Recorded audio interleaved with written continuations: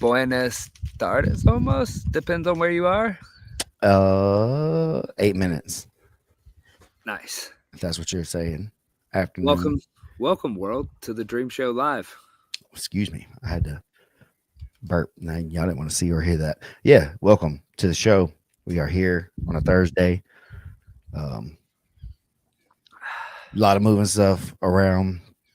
Isaac's moving around. I'm Things are all moving over. around. So we're just trying to get it going on days to keep it consistent and nail down what the new normal is going to be. And then we'll be in the middle of the PGF season and everything will go back to chaos. And then we'll talk about being chill and like settling back into the groove. And then we'll have another season.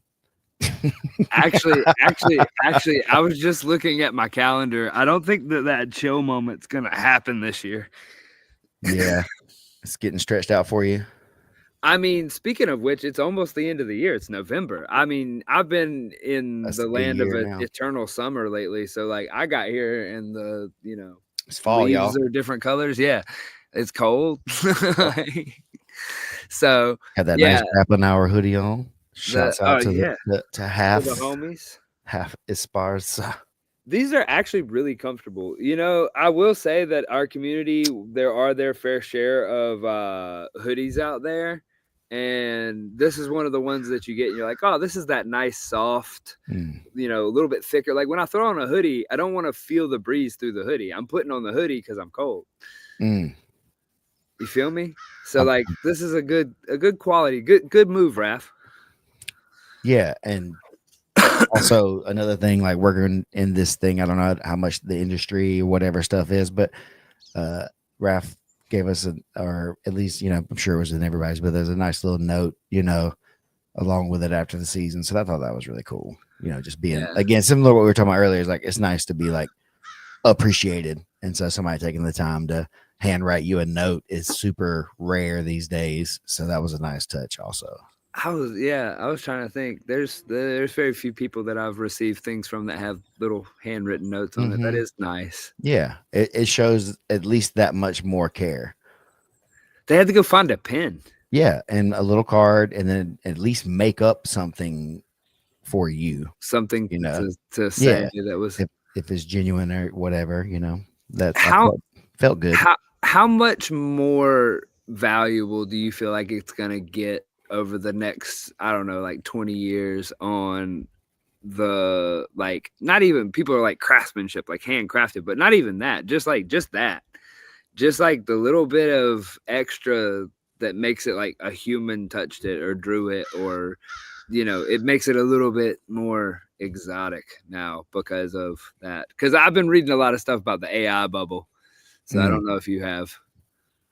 Well, I mean, a little, but not like about the bubble necessarily or whatever. But it's definitely something I've thought about and is going to be interesting to see how it plays out for sure. But you already see people pushing back on a lot of the AI stuff in general, and maybe it gets better to the point that it's not as whatever now, or maybe that is, How old were you during the .com bubble? Do you remember or know what I'm talking about? Is that like 96? Yeah, it was like the mid 90s. I was like 6 years old, so I've only read about it. Yeah, I was like 13 in 96, 97. So that's the correct era. Yeah. So were you pretty far removed from the internet during that time? Was that like dirt road time period? Still, yeah, pretty much. Yeah. We didn't have internet at home. Because I remember when internet came to the house, and I know I had to be younger than 7. And then going back and reading about it and understanding it, because a lot of people have been comparing like what's been going on and all that space to the .com bubble. Is that like, and I've talked to my dad a lot about this too, is that like, so in business, like what were people doing? And they would come up to you about websites for everything, because they were telling you back then, they were like, everybody's going to have a website. Haha, guess what? We do. But there was all kinds of stuff that they were selling on top of that was just fluff. And by the end of it, they were same thing in AI, where they were just pouring just millions and millions and millions into these websites, and 3 of them came out, And that was where we ended up with what was it, Elon and his boys with PayPal and like a few others, where it was mainly just they figured out commerce over the internet, and they Yeah. figured out how people were going to process payments and do things like that, and then all the rest of the fluff just went away overnight. Well, I think that's part of that too, in a way, like you said, is people figuring out the thing. You Yep. know, early adopters using it, people getting into the hype cycle, everything gets elevated. People are investing, for lack of a better term, into Oh yeah. the whatever the thing is of in their way, you know, and then as it starts to get adopted more specifically or whatever, the I don't want to know the best maybe always win, but the one Mm, that stands the out, the most couple that stand out kind of the take most over. efficient. The Yeah, most I guess that's efficient. a lot of Any time. organization So that is gonna like take over like that, or like end up, and like by organizations, like anything that is gonna like make it, has to have some form of like organization to it, to where it's yeah, and going then to you'll see have that like other places will adopt that same strategy then, and then that'll be where you'll see other things fall apart and go away, and then everybody's kind of doing this kind of thing. This is the way we do our, you know, we capture our funds or we do whatever to make sure this is the, you know, yeah. And so that's a lot of what you see with the crypto stuff too right now, is oh a yeah. lot of people fighting for control of potential markets and potential things that these systems, or I couldn't think of the right word for it, could do. No, I feel what you're saying. Um, so yeah, it's interesting, and I think, you know, for me, I'm not super tuned into it in the way that a lot of people probably are for a lot of the things that AI can do. I think it's very interesting, but I think again, like you said, there's going to be and we've been hearing this for a few years now. Not for my generation. We were all told to go to college, get your degree, or you're going to be a piece of shit, and nobody's going to like you. Now it's like trades or guys that people that can work with their hands, do electricians, do plumbing, do, you know, hands-on work like that is Yeah. going to be very high paying and skilled, because there's not going to be as many as there have been, because we got steered away from it by and large as a generation or so. Well, it's um, that, and even it's like in the computer stuff, because I know from the electrical industry where I worked and like what I've grown up around is that there's a lot of things in that world that have automated, mm, but you still have to know how to do the job for two reasons. One, you got to teach the machine how to do it, and then two, when the machine don't work, machine don't work. when they look at you What do and go, "Hey now? man," they go, "Hey man, do you know how to hook this thing up?" You best know. Eventually nobody will, though. I mean, yeah. Do you think there's anybody out there that could just write off, put a horseshoe on a horse? Anybody? Yeah, there's some people. No, no, no. I know that there's some people. There's some people that know how to. I don't know. I'm trying to think of the most basic thing that people would be like, "Oh, people still do that." I mean, turn butter. People still know. There are people that know how to do it, but Oh yeah, like everybody that's don't know how to do the it. general stuff. Yeah, Yeah, that's what I mean, like general handyman kind of things or whatever. You know, those aren't as regular of a skill set maybe as they yeah, used to be for people. So it's an interesting thing. We've struggled even this year doing.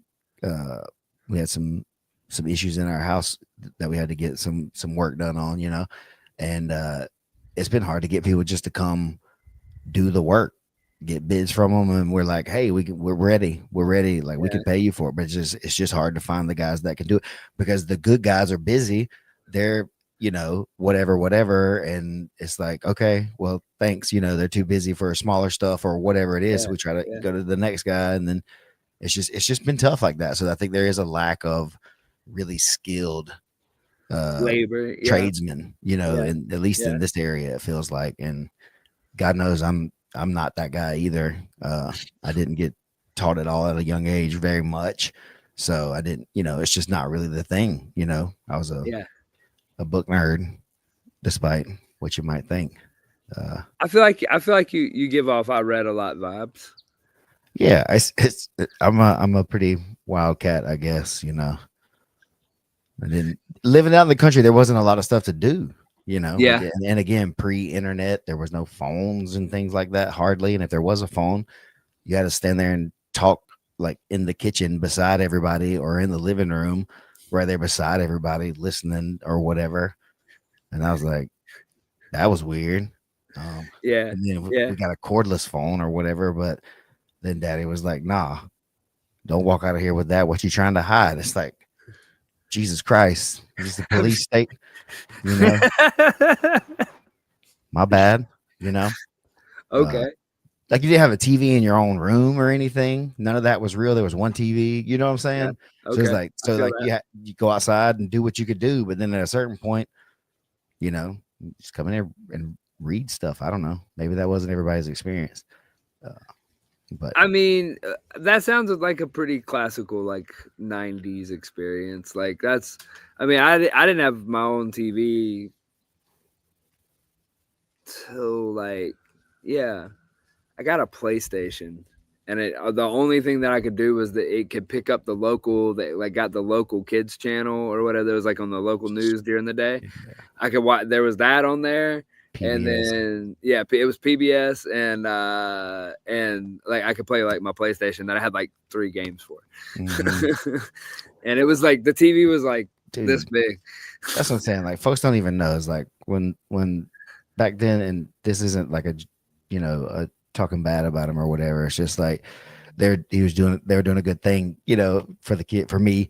And Yeah, then it was just like, oh wait, I didn't know that. But like when the PlayStation that used to come out, it would have those 3 like demo games with it. yeah, yeah. And so dad was like, hey, it's got 3 games with it too, and I'm like, oh yeah, cool, and then it's like 5 minutes, you're done with that or whatever, and it's like, oh god, you know what I mean? It's just like these things some of that you know. some of my favorite games. Do you remember when like Cheerios and like those used to come with like little computer games?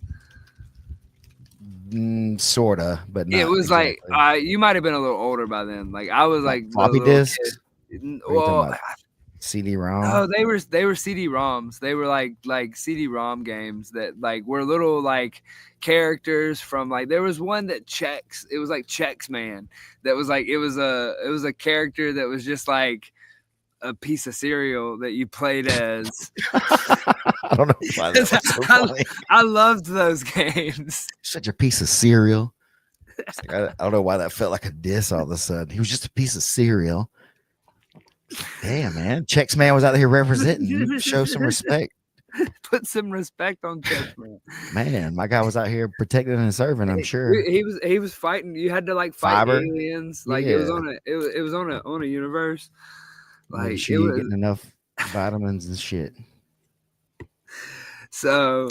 I don't know, man. I think that either way it goes, I know that this time of year, which seems to be almost all times of year, can be this time of year, but it's PGF season and it's Oh, PGF qualifier season. And what I mean by that is like we've had literally. PGF qualifier season every type of year. So I can't even say this time of year it feels like. It's like, well, this time now it's PGF qualifier season For for the 2026 season. PGF season. Um, that's cool. I think we're at a point now where the name the season is going to be not a thing anymore. Season 8, Yeah. season 9, season 10, or whatever. We're going to be looking at Yeah. 2026 season. The Yeah. 2027 season. We're looking at one season a year. I think is what has been discussed so far. Yeah. And then as things grow, maybe making a longer season in the thing. So, did you hear that? I thought you had gotten a dog. It was like a dinosaur or something. It was weird. Sorry. So But we're yeah, going to that so yearly we're heading season into the model. yearly season. So this will kind of be qualifying season over the course of the future for now, Yeah. based on how the season's going to start. This gives us the time frame that we need.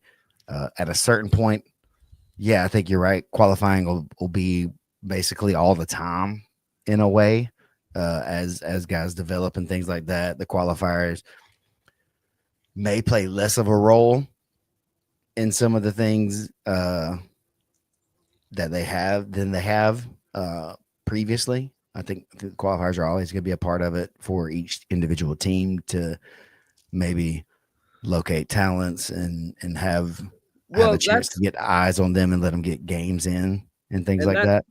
that's one thing that that I know that they've stood behind and that we've gone is that every single season there's always been a pathway in that was just off your merit. Like if you Mm-hmm. just got in there and dogged it out and did the thing, you Mm-hmm. could get into the season. And I think that's one thing that does set us apart from a large majority of the shows and things that are out there is that like there is the what does Egghead call it the Rudy route. Mm. Yep. Yep. And it's true, and it does happen, and guys get in and they show out. Often from those qualifiers. We had several guys this past season that had came through on different qualifying events that made a name for themselves and are now, slowly climbing the ranks. And everybody's like grappling lexicon or whatever. They're starting to know their names a lot more, and nobody knew who they were as much unless they were your homie or like you were in their local scene. And that's what a lot of that is too, is like there's so many people out there that are studs and could just get down at any weight class locally, but you just probably don't know them because they don't promote themselves well enough yet, or they haven't been promoted to you well enough yet, or done a show for you.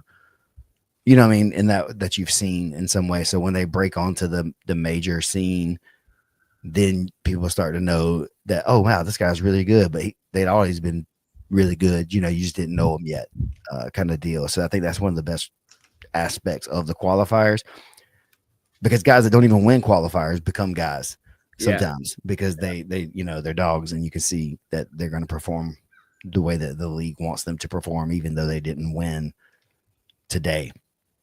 You got to get over that shit sometimes. You can't win every day. And in the PGF, sometimes you're going to lose a match in a day or maybe a couple matches in a day, but it's a long season and there's no reason to let that like kill your spirit the way that it kind of does a lot of guys. It seems like traditionally the way that matches and stuff have to go for people, where you only get so many times. You only get maybe a chance every 6 months at something meaningful or a really good match with somebody. Yeah, something like that. Yeah. So this could allow for people to treat it a little differently, hopefully too. Well, we all like to see the person that like there's nobody that doesn't like to see the person that like takes a loss or takes a hard performance or takes something like that and then turns around and like makes something out of it and like comes back on the next one or on the thing, and it lets us see it in a much quicker turnaround, like you're saying. It's like it lets us see it. You don't have to wait 2 years to see the guy of how's he gonna react and how's it gonna it's like when I personally I enjoy watching, and I'm a bigger fan of a champion or somebody who is on top per se, if I've seen how they react to loss or react to like hardship, because watching somebody just purely dominate, like, let's be honest, it can be kind of yeah.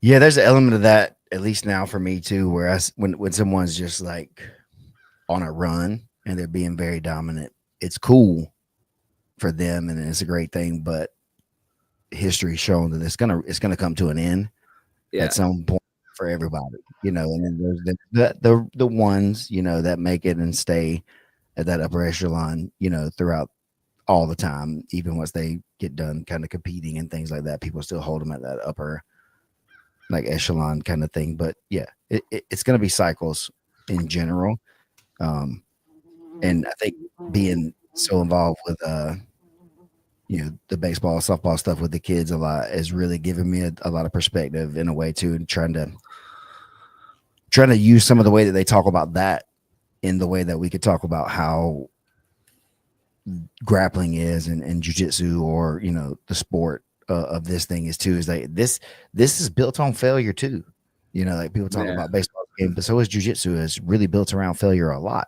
Like going out there and winning a bunch and being able to just manhandle people or like being the biggest and the strongest all the time doesn't really teach as much. So it's nice to win. It's nice to do all that stuff and dominate or whatever it is too. Is that, but when you really get the best lessons is when you've lost and you've had to struggle for it and you missed the opportunity, or you had a good chance at it and you still lost because the game's just that way. It just is. They're fighting you back. They had their best day on a day that you also had your best day, and it was just a little bit better, and that's okay. There's nothing wrong with that. That doesn't mean you suck. That doesn't mean they're even better than you necessarily, but it can be a permanent state if you let it be, right? How often would you see this pitcher versus, the course of your career? If he's in somebody that you'll see a bunch of times, yeah, he got me one time, or, we'll see each other 3 times in this game, 2 times in this game. So I'll get another chance at him later today, so that's the thing we got to see with this PGF stuff too, is look, we'll get another shot at it. We'll get another shot at it, hopefully in the playoffs. If not, then there'll be another season. And then in that season, I will have taken the time to improve myself and get the opportunity to run this back again, hopefully. And when I do, that's when I'm going to prove that I'm actually better, is by staying in there and getting better over time. And that's how you do that part. And sometimes you got to get smashed to understand what that is. And then you get the rub, so to say, we'll call it, you get to see what that feels like. And you're like, oh, there's another level. I can do that. I have to now rise to that level if I want to be that person. Sometimes you don't know that there is another level until somebody shows you. Feel it. Yeah. You know what I mean? You've maxed out a lot of times. Not saying that even you're the best in the world or whatever at that point, but you're just, you don't the best in the room or the best in the area, a lot the area. Yeah. Go in somewhere and somebody just thoroughly dominates you with skill, not just necessarily physicality, which feels different. Also, yes, they both suck. But when I get beat up with skill, it feels worse to me now than if a guy just out physicals me. When I get beat up with skill, it feels worse because it feels like there's no way they're better. There's no way to stop it. So you're better. When you're beating me up physically, I know that if I can get ahead of you skill wise, or you're gonna get tired. Yeah. One of those two things is gonna make this stop. Yep. When somebody's beating you up with skill, you're sitting there going, I don't know how to make this stop. You're just gonna get beat for a longer time. It's just gonna keep going. And the harder you fight, the worse you get beat. Then that's where you end up sitting there, and that's where boring jiu-jitsu comes into play. They're like, all right, I'm just gonna sit here to make it stop happening. If you don't do anything, it doesn't work. Exactly. That's the thing. If I'm not fighting you, you don't really get many opportunities to catch me. And so it requires both people to be fighting with that same spirit in order for the game to be even true occurring. Yeah. Right. The resistance is what makes things work. Yeah. That's what the submission is a resistance that got something caught or whatever it is. You resisted the move, and then you tap because you accepted it. Or because the continuance of the resistance would break something, kill something, yada yada yada. You accepted the next the technique. If you resist it, you're gonna get messed up. Yeah. Potentially killed even. Arm broken, leg, whatever. You posted wrong, you drilled on your head, you landed, whatever. It could be a regular submission or anything. Give up the sweep, maybe you don't get submitted 75% of the time that you have been getting submitted. But now you got to fight from the bottom, and you don't know how to do that. So that's part of what you learn sometimes, getting put on the bottom. Is that, I got to fight from the bottom, or sometimes I got to fight from the top. Like we had a guy that we saw, one of our blue belts was going up against, and his smooth comp was like 40 something wins at like blue belt or whatever. And my dude's like a pretty new blue belt. And it's like, damn, this man, this is like a master's guy too. So he's like, he just puts in work. It's not like super dangerous and deadly or whatever, but it's just like he's got reps. Yeah, he's been doing it a lot. Yeah. So well, with that, the guy had a bunch of videos of himself online, and so we saw what he was doing. He pulled guard on everybody and did stuff. So I was like, hey, you just pull guard on him then. and Take so him threw him off. You know, the dude was still a little bit put him better. on top. He ended Yeah. up winning still, but it did throw him off for a bit because, you know, my guy got a sweep, got some looks at some stuff from the bottom, you know, and then made him have to play from there. And you can see that it was not as easy as it would have been probably had he gotten pulled straight into his game. Right. So that was a good experience for us and for my dude too, to be like, look, you know, that was smart, instead of just like letting somebody play right into their game, even though, you know, that's not necessarily where you wanted to be either. Yeah. It was still better than going right into where Right they're the into what best at. they're the We best at. know Yeah. that he's very good here. We've seen him beat multiple dudes that are big and strong and everything from Yeah. right here too. So like, Yeah. let's avoid that. What's the best way? Because he's pulling guard when he's standing, or he's gonna get into some tangle and pull into it or whatever. So it's like, you just pull it. Yeah. I saw that this past weekend that I was at EBI in Monterey, and I was pretty excited about that card because it was a bunch of the young cats that are like, and I say young cats, but they're like the young guys that have been there for a little while. And like who I'm thinking of specifically is Kevin Buring. Was like he was one of my favorites going into that. And then I watched it where everybody's kind of like learned his like entry into the legs and stuff, and they were trying to stay so far away from it, to where like you saw a couple guys that are pretty seasoned guys like get up and try to run. He caught a few guys in his what I would call like his specific plays and games. And so it's like it's crazy how that happens, and the development that it pushes through the sport as guys start to experience that in, you know, just watching them like understand and go, okay, there's the game. I'm going nowhere near that game. And so until that guy gets another funnel or another block on the other side, their game has to almost totally evolve and change. Like I saw him do some stuff that I've never seen it do. So this would be a good example of some of that stuff too. And this isn't to say anything about Kevin at all. No, yeah. He's been None of that was crushing people for a long time with those specific kinds of games. But you've seen this to where is that where he'll be really dominant. He'll hit a little bit of a block. It kind of gets figured out or whatever. Then he'll go on another run after a little while. You know, bop. His leg game obviously pretty elite. Everybody knows that. They look to avoid it or whatever. But if you've seen his run over the last year and a half, maybe, he's been choking a lot of people. He's been getting on their neck and finishing a ton of chokes and things like that, because the people have been trying to avoid going into those leg entanglements, which has been opening up that other game for him that he's now aware of. When as he was younger in the game, he was maybe not that he wasn't aware of it. He just had an A game. And it was very had to go no to the reason other to thing. go to the next thing, really. So now he was kind of pushed to have to go to the next thing. And now at that elite level, he's still kind of working out those systems, it feels like, to where he's right there with everybody. And once he gets that, like you said, once that middle ground of where those transitions exist gets fully like developed, he's gonna be the best guy in the world. Oh yeah, that's like one of the crazy like transitions that I've seen happen from like that specific game is like guys that are going from the honey hole, and when the guy that's in the honey hole goes to escape like everybody does, like taking that leg out, instead of chasing it and trying to get it back, they're starting to turn the other way and take the back. And it's like, oh, that's cool. Like they just took the circle and flipped it over, and we're like, oh, it's over here. That's it, right? And it's a series of those kinds of things over and over, and it feels wrong sometimes because something's upside down from where it should be normally, or the way that you learned it traditionally, or however it is. But it's like, yeah, it's all the same. Gravity's just different in this way, or the plane has turned over now, but the same movements are true. It's like, is this an infinity symbol this way, or is it an 8 this way? Well, it's the same thing. That's what it is. It's that whole, like, what we see as like an atom or a nucleus or whatever you want to think of, where the spirals and all that stuff. That's what jiu-jitsu is, and I think that's what everything is. But that's a different subject and topic for another kind of day. But it's true. You know, I've seen that stuff come and go, and the systems come and go, and things that are trendy, you know, not necessarily trendy for bad reasons, but it's trendy because it's working.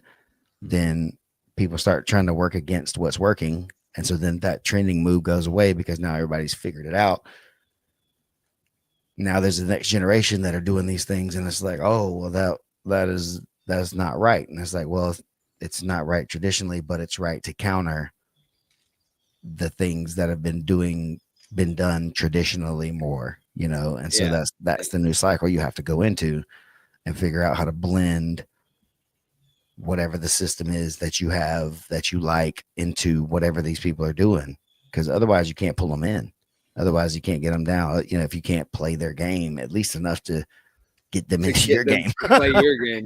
And so that's the whole thing at a certain point. Like there's guys for sure that just thoroughly dominate me at this point now because I don't have the whole game like I used to have all the time, rolling every day, staying up on everything, all that hard stuff like that.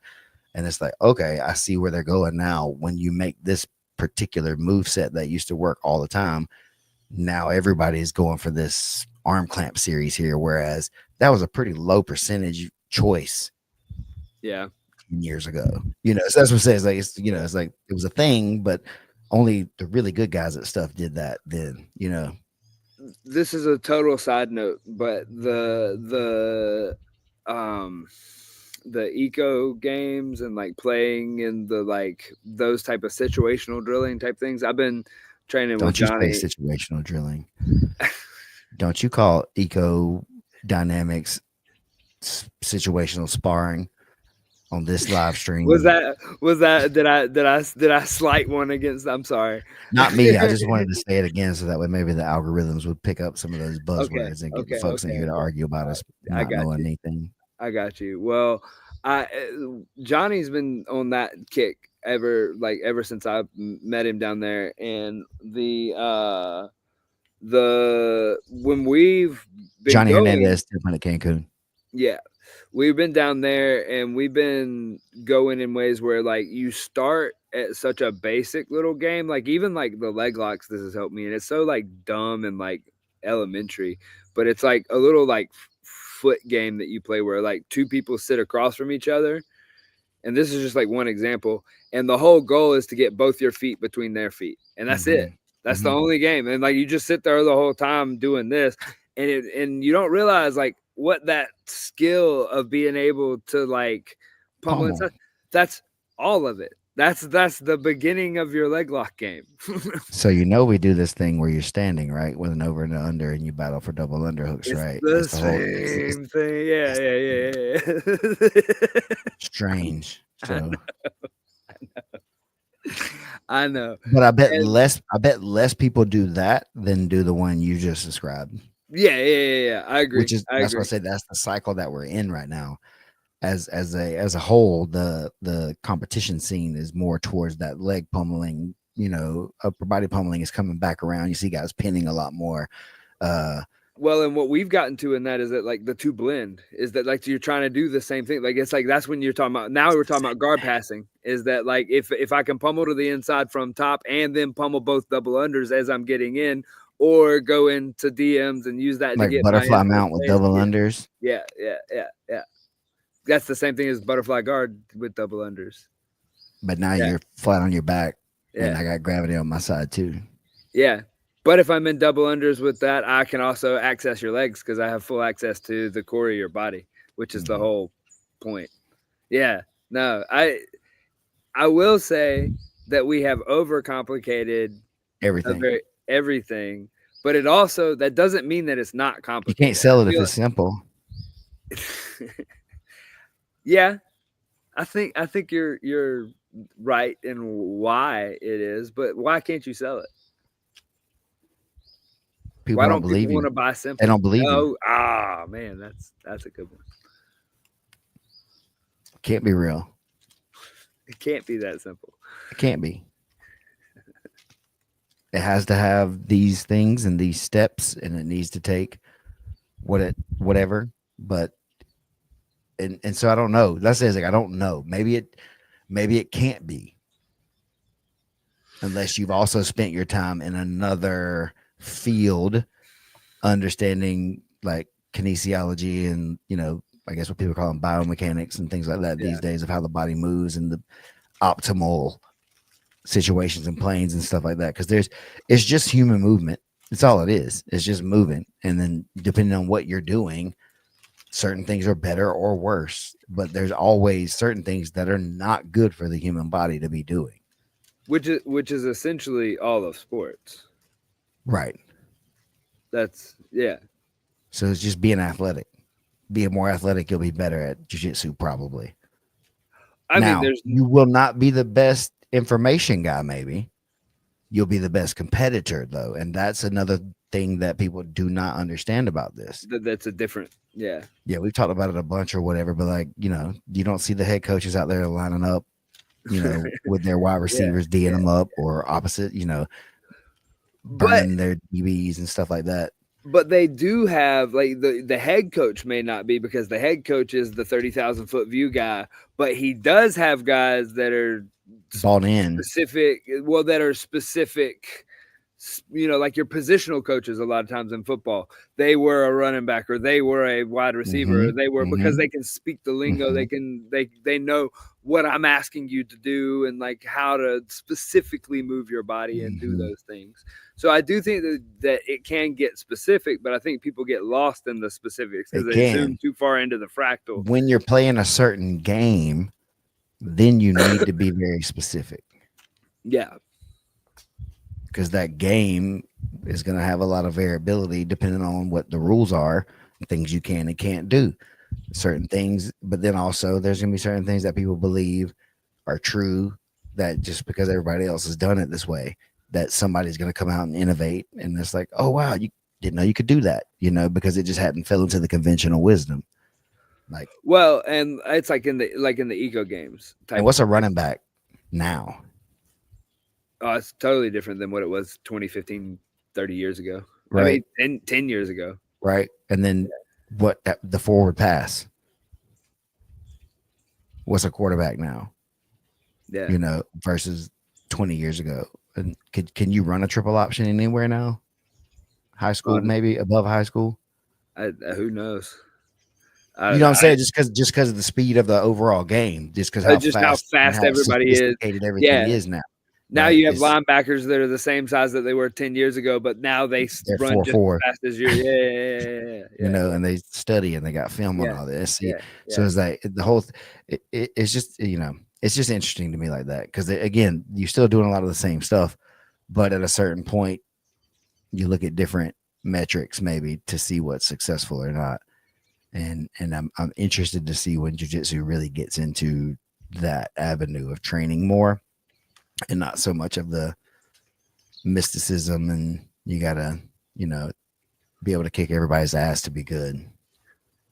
Yeah, and I think too, like the one thing that I've learned through like majority of my training being in those eco games or whatever has been that like you kind of feel like you suck the whole time you're doing it because you're Mhm. playing in one position, and a lot of times I'm playing like I'm Johnny's the main guy I'm training with, so like he's a little bit better than I am, and so it's like one of those things that I'm starting in his strong game, starting here playing this, and then I get into a room though and I get into the same scenarios and I'm like, oh wow, this made it way easier to do XYZ because it's just seeing the patterns and putting it in the thing and in multiple different scenarios.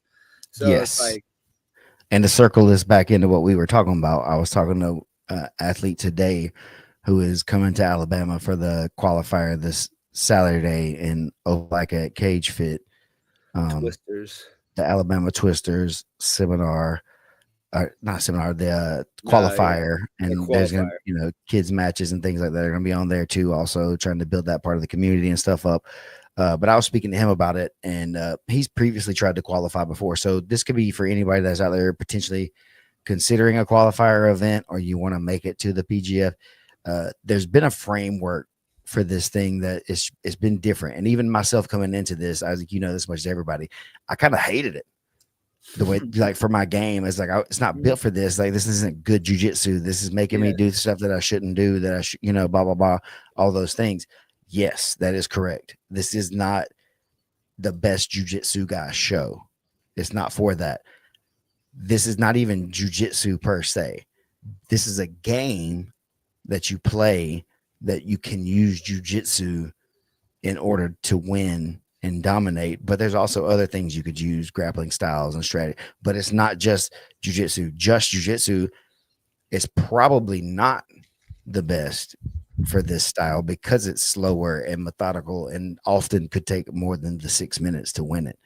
So it's not an indication of who's the very best. And if you come out here trying to win the positional game, you're going to lose draws to guys as this guy had previously. You're going to lose a draw to a guy that you're way better than because you want to show positionally that you're better than him rather than risk kind of getting caught. So go out there and try to get them. And if you lose that way, you still earn more credit going forward than you would dominating somebody positionally and not letting any action get going. Just pinning somebody doesn't win it. It's great for you as a self-defense, jiu-jitsu guy, MMA, lots of other things, wrestling, things like that. But it's not going to win in the PGF, and it's definitely not going to get you through a qualifier into the season unless you submit everybody somehow. If you're smashing, pinning, taking the back and choking them, that's superb. Different. Primo, right? That's great. Right. Just kind of hanging out in their half guard for 3 minutes at a time to kind of ride the clock out because that's the strategy. Then you're not going to make it. And look, I say that again because as someone who came up in a certain era of MMA, that was the coaching strategy, was to get in there to win time, to win rounds, to win the points and win the fight safely without having to get beat up because you're not making enough money for that. Right. So there's an element of that's still true. But with this, you're not going to get kicked in the head or hit in the head, knocked out, all those kinds of things. It's just a submission. You have to tap, baby, and then you get to move on and get some get back. Like, be ready to go get some get back because it's double elimination. Pretty much all qualifiers are going to be double elimination. That is up to the individual teams when they have their qualifier, if they would like to have it as double elimination or not. But we as a league prefer that if possible, because again, a guy could have one match where he's like selling out for something and he gets caught, or he didn't go hard enough perhaps in that one moment because he thought something else, and now he gets a chance to show who he is. And it's a true double elimination, right? Like, you can win back through. You lose your very first match, you can win back through, and if that other guy is there, get him. You got to beat him twice though. Yeah. Got to beat him twice. Yeah. That's the thing. The other guy, he's only got to beat you one more time out of because he's already done it once. Yeah, that's right.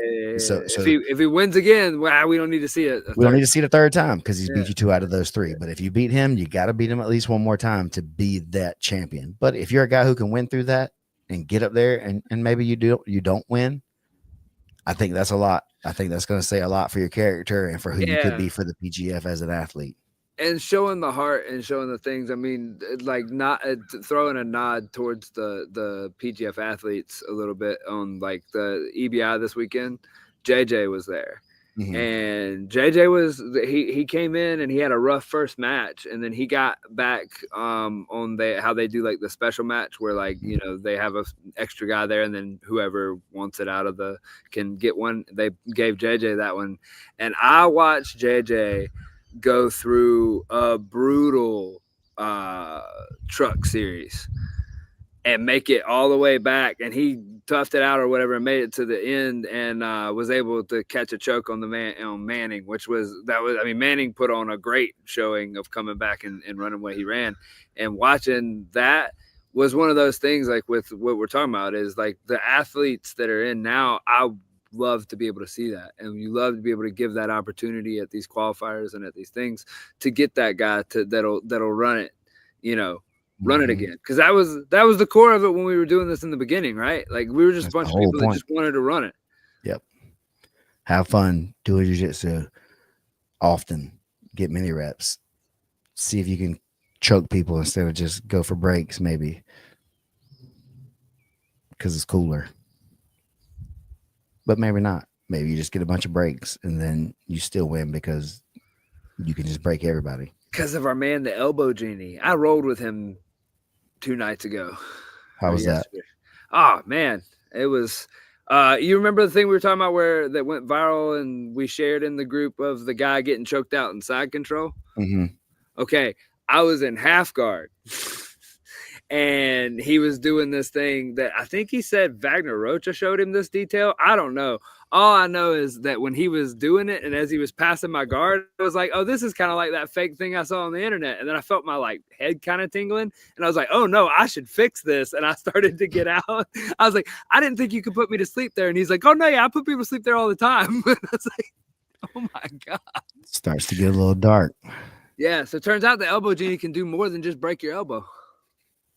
Yeah. I heard he was pretty good. I've never got a chance to roll with him, but I've heard by all accounts, he's very good. He's fun. Nice guy. That's, man, the PGF, one of the greatest things has been that like all the veterans of the PGF, like everybody is cool. Like everybody is in kind of this same thought process of like what we're talking about, of like trying to run it and trying to just get the reps and trying to get do the thing. Like it's never been anybody that's necessarily, you know, there's been the characters here and there, but like nobody that's ever like, I don't even know what I'm trying to say there. It's like, there's some of you busters out there. Y'all know who you are. There's some of you busters. That's what I said. There's some of these people, but like it's obvious when you do. Talking to you. It's obvious when you do. From within the community, it's obvious when you're not down for it. If you're not down to just run it. And I think that that's something that has stayed pure throughout the seasons, no matter what's changed, is that there's never been a time that if you know what's up, you don't see it. And so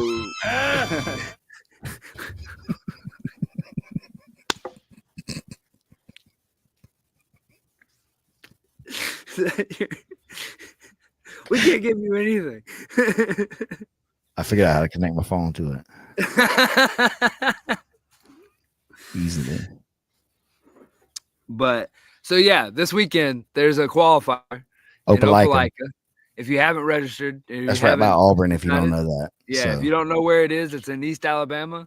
It's right over there by next Columbus, to Auburn, Georgia. Auburn University. Columbus, Georgia is like 20 minutes away. It's a nice little spot that y'all can come out. A little day trip. Yeah, it's at Cage Fit Academy, and you can register. And then I saw something online too. Brandon's teaching a seminar in Birmingham for the Twisters in the Twisters Club. If you're a member of their club, you can join it over there on their Instagram and go check out BMAC as he teaches a seminar in Birmingham on Sunday. So I'll be there Saturday as well. I'll be there anyone Saturday. Interested, I'll be doing the thing. I should be announcing the walkouts and things like that, depending on, you know, how the scene looks. I don't know exactly how that'll be, but I'll be there doing that and other things, hanging out and kicking it. You'll be signing autographs, right? Yeah, I'll be shaking babies and kissing hands, you know. Yeah, I mean, we got to have a Bobby Botham booth when we go to these things. Let's go. I'll sit there and get your little 5x7 personalized by your boy. Come on. We need to just like get a book that has nothing written in it, but just has like a killer cover. And just with the PGF qualifying season will be brought to you by the book tour of the dream. There you go. I'm ready. Where's my book at? Grappling with Parenthood. Oh, okay. You got a book. You don't remember my book? Oh, your book from the last one. We're still working on the publishings. Okay. And finding the right, you know, the distributor. But yeah, we got some okay, we got some words. You know. Hey, we need to start working on that audio version. Isaac, there was once a time when jiu-jitsu was very pure. And then it was the PGF. Sorry.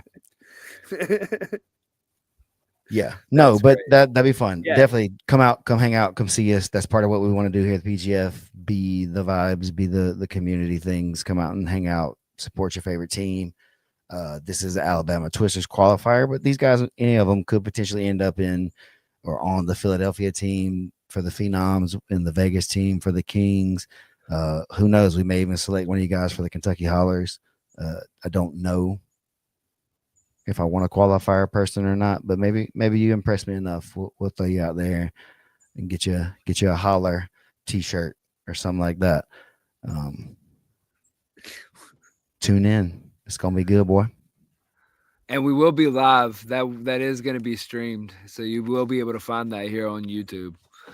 And I'm being serious. I'll be there. I'm gonna be handing out some hollers merch. We're gonna from the U streetwear collection. From the youth.